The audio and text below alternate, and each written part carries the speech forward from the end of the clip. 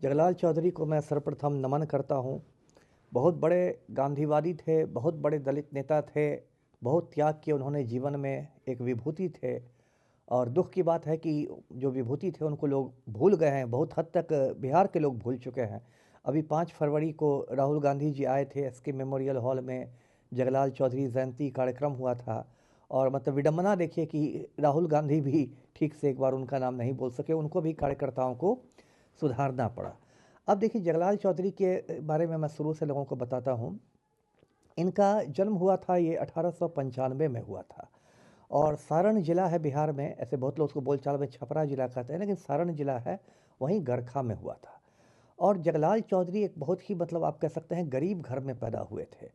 पासी समाज के वो रहने वाले थे। और आपको पता होगा कि जो पासी लोग होते हैं उनका परंपरागत पेशा होता है ताड़ी बेचना। वो ताड़ के पेड़ से उतारते हैं और ताड़ी बेचते हैं और बहुत मतलब गरीबी में रहते हैं।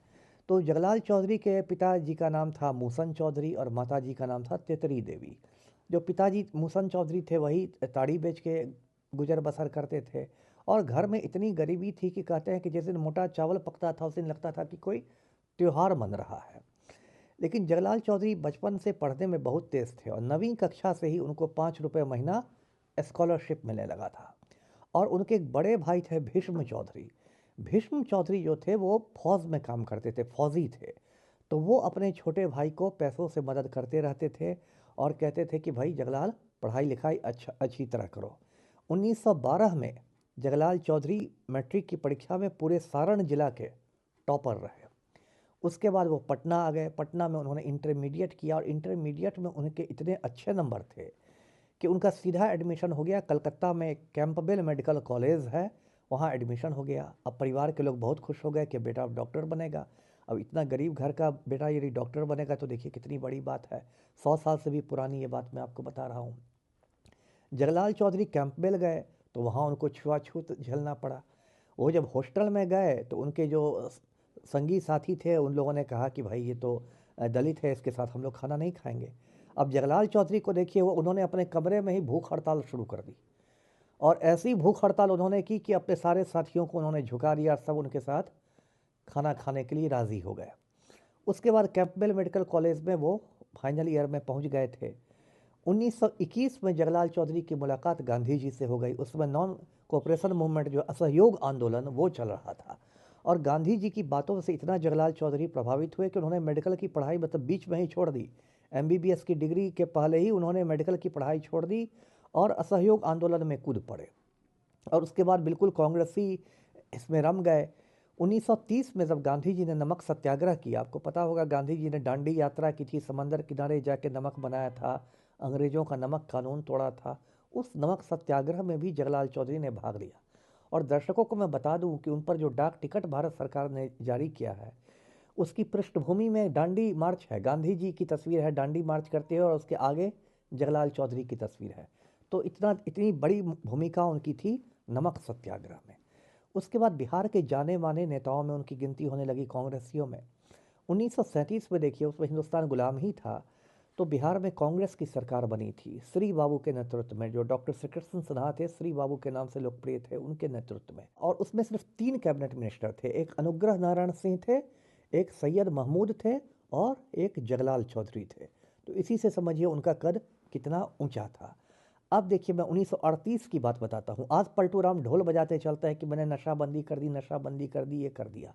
1938 में ही जगलाल चौधरी, उस समय आबकारी मंत्री थे, उत्पाद एवं मद्य निषेध मंत्री थे, उन्होंने बिहार के 5 जिलों में नशाबंदी लागू की।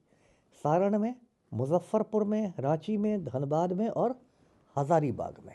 अब देखिए जगलाल चौधरी ने जो नशाबंदी की, उनकी नशाबंदी पलटू राम की नशाबंदी से भिन्न थी।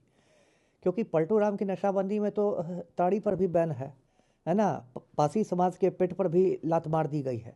लेकिन जगलाल चौधरी खुद भी आते थे उसी समाज से, और वो जानते थे कि भाई पेट पर लात मारना किसी गरीब आदमी के लिए कितनी खराब बात होती है। तो उन्होंने ताड़ी को उस नशाबंदी से मुक्त रखा था। ताड़ी पर नशाबंदी का असर नहीं हुआ था, ताड़ी को बैन नहीं किया गया था। एक ये बहुत बड़ी बात है। तो इस तरह मतलब वो इतना पहले उन्होंने नशाबंदी लागू की थी। उसके बाद देखिए जगलाल चौधरी जब हिंदुस्तान आज़ाद हुआ, उसके पहले उन्होंने एक 1942 का मैं आपको आंदोलन बता दूं, भारत छोड़ो आंदोलन हुआ था 1942 में। गांधी जी ने अंग्रेजों से भारत छोड़ो कहा था और करो या मरो का नारा दिया था। और जगलाल चौधरी जेल चले गए थे। जगलाल चौधरी के एक बेटे थे, उनका नाम था इंद्रदेव चौधरी। वो बीएन कॉलेज पटना में पढ़ते थे। आप जानते हैं अशोक राजपथ पर बीएन कॉलेज है, बिहार नेशनल कॉलेज। इंद्रदेव चौधरी भी कूद गए भारत छोड़ो आंदोलन में। पुलिस फायरिंग हुई और इंद्रदेव चौधरी शहीद हो गए। अब बताइए मतलब कितना जगलाल चौधरी का देखिए कितना ऊंचा चरित्र था। उसके बाद उनको खबर मिली कि आपका बेटा शहीद हो गया, तो वो जेल से आए और उनके हाथ में मतलब हथकड़ी थी, उनके साथ सिपाही लोग थे, पुलिस वाले थे। और जगलाल चौधरी ने इंद्रदेव चौधरी को देखा, अपने बेटे को देखा, शहीद बेटे के शव को देखा और शव को चूम लिया। उन्होंने कहा कि आज मैं धन्य हो गया, मैं धन्य हो गया कि मेरा जो बेटा है वो भारत के लिए शहीद हो गया। उसने भारत माता के लिए अपने प्राण न्योछावर कर दिए हैं। देखिए जिसका बेटा शहीद है उसका देखिए कितना ऊंचा चरित्र है। उसने कहा कि आज मैं धन्य हो गया। तो ऐसे थे जगलाल चौधरी। और आज़ादी के बाद भी वो 4 बार विधायक चुने गए और 4 बार वो मंत्री भी रहे। और उन्होंने बहुत मतलब अच्छे काम किए, बहुत सादगी वाले आदमी थे। मैंने कहा ना कि उनको बिहार का गांधी कहा जाता था। आज तो जो बिहार की राजनीति का माफियाकरण हो गया है, तो वो मंत्री रहे। और 1975 आते आते 1972 तक उनकी स्थिति मतलब थोड़ा बुजुर्ग हो गए थे, तो थोड़ा बीमार रहने लगे थे। 1972 के बाद उन्होंने राजनीति से एक तरह से संन्यास ले लिया और 1975 में उनका निधन हो गया। और देखिए इस देश का दुर्भाग्य है कि मतलब यहाँ लल्लू पंजू लोगों को बहुत सारे सम्मान और क्या क्या मिल जाते हैं। और जगलाल चौधरी को जो देश के 4 नागरिक सम्मान है, भारत रत्न, पद्म विभूषण, पद्म भूषण और पद्म श्री, इसमें से किसी के भी मतलब योग्य नहीं समझा गया। मेरा अपना मानना है कि जगलाल चौधरी के साथ कहीं ना कहीं बहुत बड़ी आप कह सकते हैं नाइंसाफ़ी है। और मैं तो ये मांग करूँगा आपके चैनल के माध्यम से कि उनको मरणोपरांत ही सही भारत रत्न मिलना चाहिए। जैसे कर्पूरी जी को मरणोपरांत भारत रत्न मिला, ऐसे जगलाल चौधरी को भी मरणोपरांत भारत रत्न मिलना चाहिए कि पूर्व में जो उनके साथ अन्याय हुआ है कम से कम उसका अब निराकरण हो। तो यही जगलाल चौधरी जी के बारे में कहानी है। एक छपरा में जगलाल चौधरी कॉलेज भी है उनकी स्मृति में, तो मैं उनको शत शत नमन करता हूँ जी।